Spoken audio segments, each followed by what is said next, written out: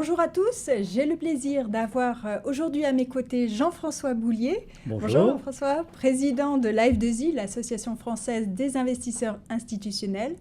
Vous êtes arrivé donc à la tête de l'association il y a un an maintenant à peu près, pour donner de nouvelles impulsions, notamment une de vos priorités, si on a bien compris, c'est la recherche. Vous venez de créer une commission formation et recherche.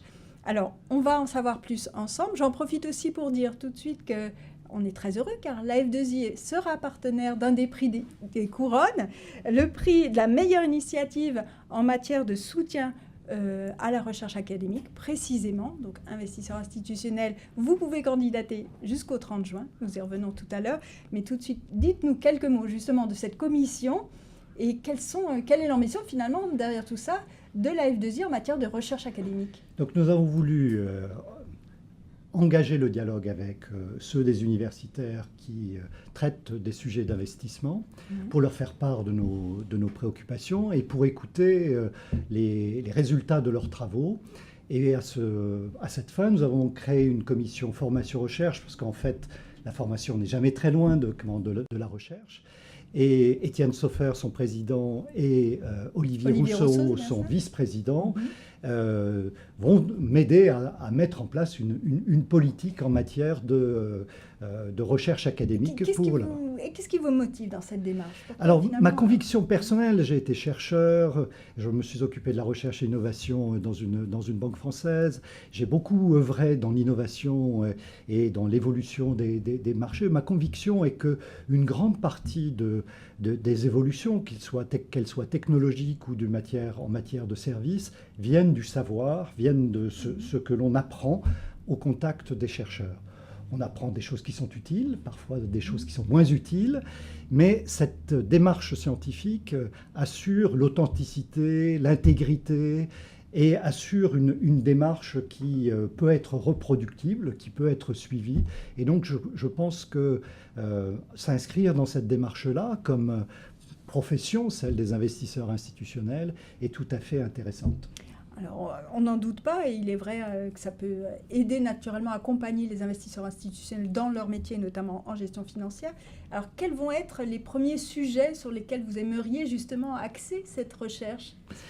Alors, il y a plusieurs sujets, en effet, comme bien comprendre la liquidité, mieux comprendre les primes de risque. Est-ce qu'il y a une prime au rebalancement des portefeuilles? C'est un sujet qu'aime bien Olivier Rousseau.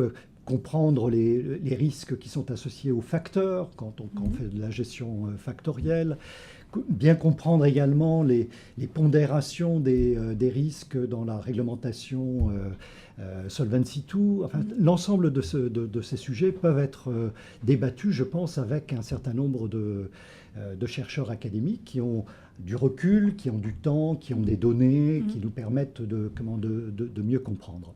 Alors, comme vous le disiez, la recherche académique existe. Sans doute, un de ses points faibles, c'est qu'elle ne circule pas toujours comme il faut. Alors, est-ce que l'ambition, ça va être aussi de la faire connaître? Voilà. Le mot-clé dans le sujet, c'est le dialogue. Faire en sorte que les professionnels et les académiques puissent parler ensemble.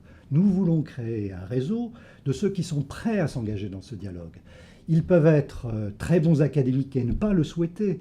Ils peuvent être praticiens très bons et ne pas le souhaiter. Mais je suis convaincu qu'il y a beaucoup de praticiens et beaucoup de chercheurs qui sont prêts à engager ce dialogue-là. Et donc nous voulons d'abord créer ce réseau. Ce sera un réseau français et européen. Il y a plusieurs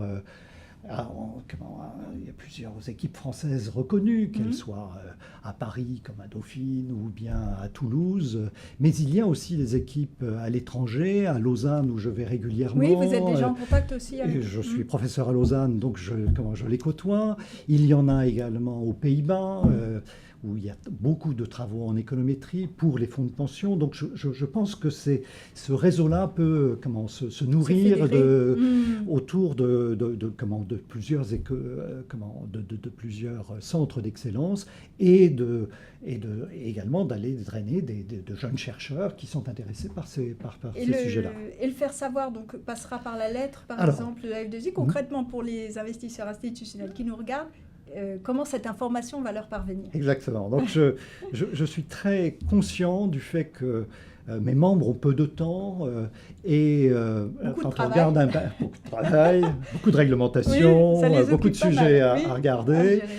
gérer. Et en même temps, quand on regarde un papier scientifique, j'en ai écrit moi-même et j'en lis beaucoup, ne sont pas accessibles directement. Donc, un des premiers efforts que nous faisons, Jean Ayrault, mon prédécesseur, et moi-même, c'est de faire des courtes recensions d'articles scientifiques. Oui. Et dans la lettre 49, nous avons commencé à le faire. Et nous invitons d'ailleurs tous ceux qui ont envie de le faire, avec le but non pas de dire ce qu'il y a dans le papier, mais de dire en quoi le papier est utile.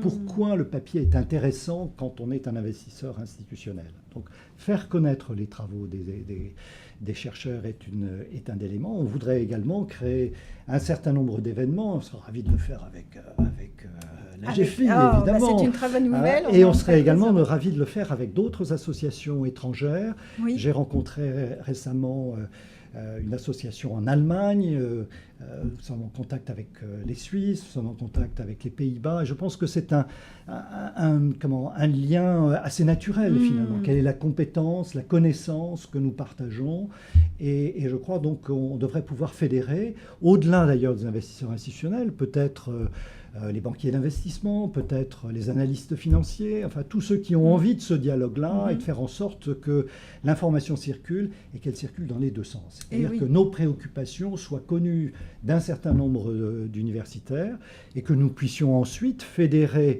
nos financements pour avoir plus d'impact et finalement faire diffuser, soutenir davantage ces travaux-là.